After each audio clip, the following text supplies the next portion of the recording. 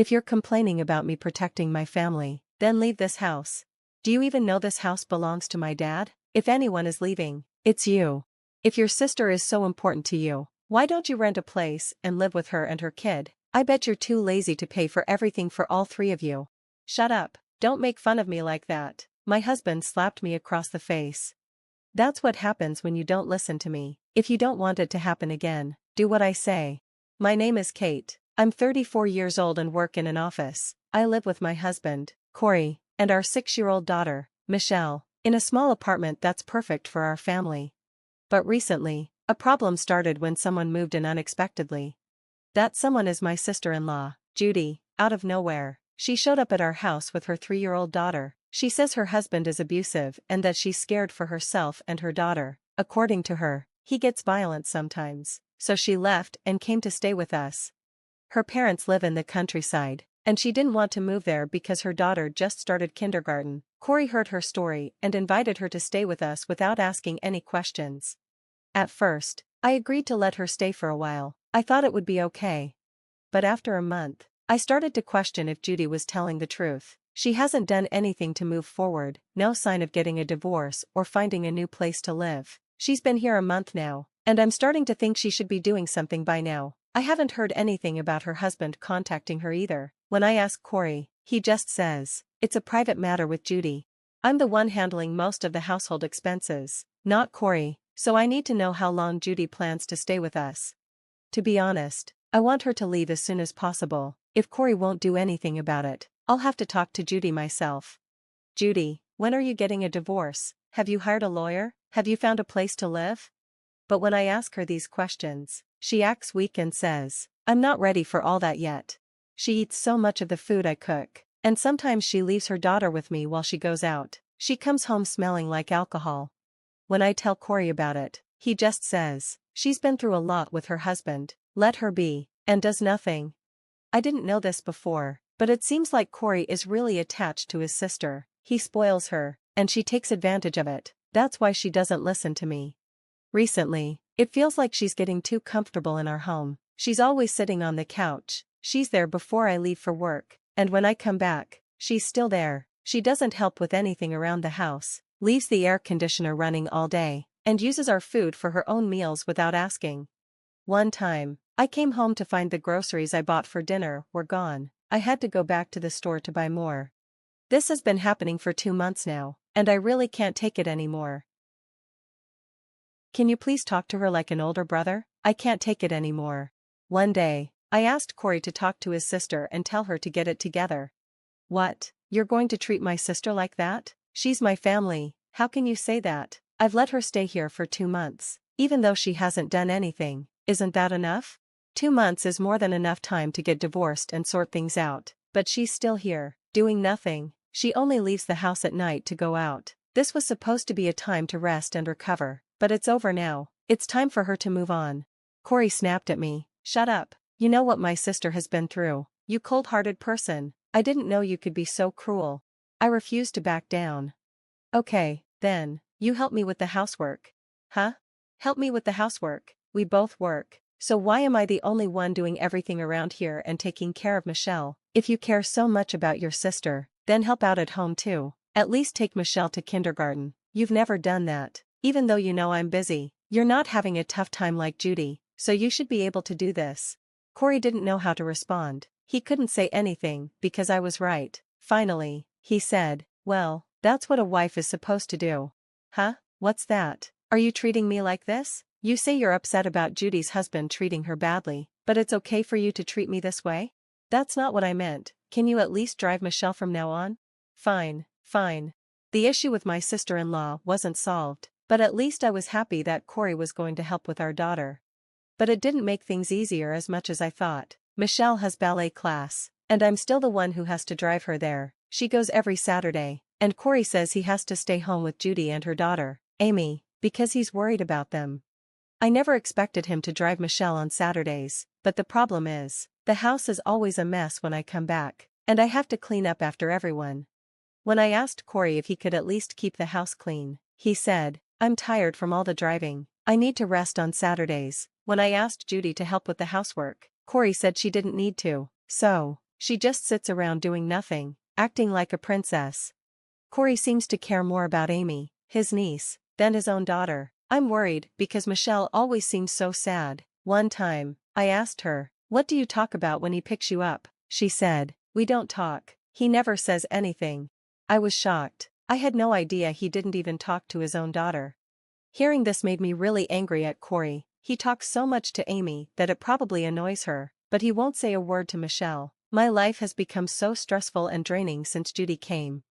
If she's going to stay any longer, I'll have to do something for my own sake. And that time comes sooner than I expect, while I'm in the bath, trying to relax from all the stress. I'm startled when I suddenly hear Corey shouting. I quickly throw on my clothes and rush into the living room. "Michelle, do you know what you just did?" "Huh?" When I get there, I see my daughter shaking with fear, tears streaming down her face. Corey is red with anger. No matter how many times Michelle apologizes, he yells, "You're a disgusting child, we need to beat that horrible attitude out of you," and doesn't listen to her at all. "Hey, calm down, think about what you're saying to her." I step in between Corey and Michelle to protect her. "Tell me what happened. I'll decide if you should scold her or not once I know." Michelle pushed Amy. She shoved her to the floor. "What? How could she push my sister's daughter? I didn't raise her like this. I can't believe my sweet daughter would push anyone like that." But when I look at Judy and Amy, I see Judy hugging and comforting Amy, crying. "That was awful what she did. You need to punish her, Corey," Judy says, glaring at Michelle and pushing Corey even more. Wait a second. Maybe Michelle did push Amy, but why? She wouldn't just do that without a reason. Corey answers. Amy wanted to read the book Michelle was reading, and then she pushed her. That's his explanation. Something doesn't feel right to me. Michelle, I won't be mad. Can you tell me the truth? Did Amy pull the book away from you? I ask gently, and she nods. Maybe you were just trying to hold on to it, and then Amy slipped and fell. Michelle? I ask again. She nods repeatedly. I turn to Corey. That's not what you told me. Michelle was just shocked by the sudden pull and tried to protect herself. She didn't push Amy. Shut up. That doesn't change that she hurt my niece. What? Are you saying your niece is more important than our daughter? Of course she is. My family is the most important thing to me, so my sister's child is precious too. If you're complaining about me protecting my family, then leave this house. I'm disgusted. This man has completely lost it. No matter how hard I try, we'll never see eye to eye. You do know this house belongs to my father, right? Corey looks surprised. Judy looks upset. What do you mean? She asks. So, if anyone is leaving, it's you. If your sister is so important to you, why don't you rent a place and live with her and her kid? You'll be happy, right, since you love your sister so much? But I'm not sure if your salary can cover expenses for the three of you. Corey's furious. Shut up, don't make fun of me. He slaps me across the cheek. I feel a sharp pain on my cheek, and I'm sure it's turning red. That's what happens when you don't listen to me. If you don't want it to happen again, do what I say. I rub my cheek and say, fine, I'll do what you say, and leave. I pack my things, take Michelle's hand, and head to my parents' house. My parents are furious when I tell them what happened. Divorce him, that's the only choice, and I'm going to make them leave that apartment, says my dad, who owns the apartment. But I know Corey won't leave the house easily, so I start doing some research to prepare myself. I contact my in-laws to get more information about Judy's husband. I thought they might know something about him, but they say they haven't heard from Judy. According to them, Judy and her husband are doing fine. I start getting more suspicious of Judy's story, but I've only met her husband, Stan, briefly, and I don't have his contact info. My in-laws only contacted him through Judy, so they don't know how to reach him either. I heard he works at a company called So-and-so. Why don't you try contacting them? They suggest. So, I go to the company where Stan works. I vaguely remember his face, so I figure I'll recognize him. I wait near the end of the workday and find him. When I call out to him, Stan looks startled. He quickly asks, "Do you know where Judy is right now?" For a moment, I wonder if Judy really was suffering, but it seems that's not the case. We head to a coffee shop so I can hear his side of the story. Apparently, Judy was the one causing the trouble. Does Corey know about this? I ask. Well, it doesn't matter, Stan says. I just want to help. So, with Stan and my parents, we head back to my house to confront Corey and Judy. When Judy sees Stan, she's shocked. How did you find me? Judy, you know you owe me compensation, right? Stan says. It turns out Judy's story was a lie. She was having an affair, and Stan had already divorced her. Judy ran to our house because she didn't want to pay him. Stan couldn't reach Judy's parents because he didn't know how, and he was too busy at work to go to the countryside. He was ready to give up, but he managed to track her down through me. Are you still going to take your sister's side? I asked Corey. Of course, if she's cheating on him, it's his fault, he replies. Unbelievable. I'm done with Corey.